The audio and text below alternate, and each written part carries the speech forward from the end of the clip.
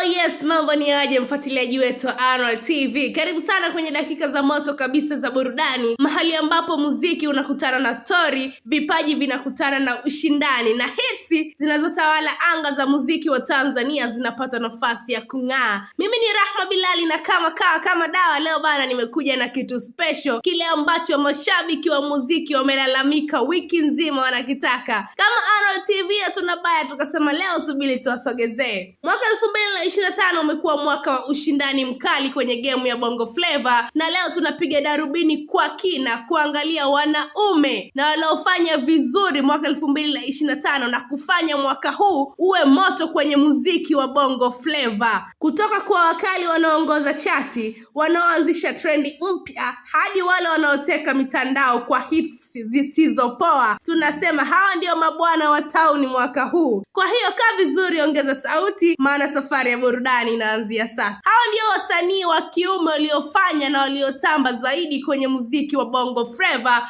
mwaka 2025. Wa kwanza kabisa akiwa ni Diamond Platnumz, ambaye ameendelea kuwa msanii mkubwa zaidi wa Bongo Flava mwaka 2025 kwa kazi zake, mashabiki, matangazo na safari za nje ya nchi. Nyimbo kama Katamu zimevuma sana mtandaoni na kupiga juu kwenye vituo mbalimbali vya redio na mitandao ya muziki. Wa pili akiwa ni Rayvanny, ambaye ameibuka kwa nguvu mwaka huu na albamu na single zinazovuma ndani na nje ya Tanzania, pamoja na ushirikiano na wasanii wengine. Moja ya nyimbo iliyofanya vizuri ya Rayvanny mwaka 2025 ni nyimbo ya Nesa Nesa. Msanii wa tatu akiwa ni Mario, amekuwa akitoa nyimbo nyingi zilizopendwa na hadhira kama Mvua na nyingine nyingi zilizojitokeza mwaka huu. Mtindo wake wa Afropop umefanya amepata mashabiki wengi na nafasi nzuri kwenye playlist ya muziki. Msanii wa nne ikiwa ni Harmonize, ameendelea kutamba na kazi mbalimbali na kolabo kama ya Abigail Chams,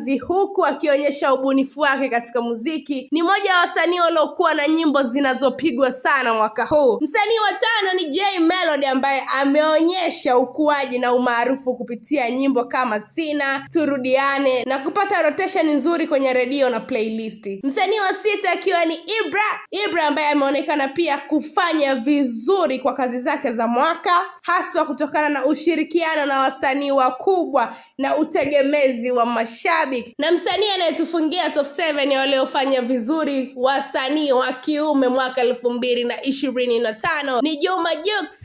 Ingawa si kila wakati anaonekana kwenye orodha za juu, nyimbo zake zimeonekana kwenye orodha kibao, hasa mwaka huu 2025 kama kwenye platform ya Apple. Hii ni Anwar TV na jina langu ni Rahma Bilali. Usisahau kutufuatilia kwenye mitandao yetu yote ya kijamii, YouTube kwa jina la Anwar TV,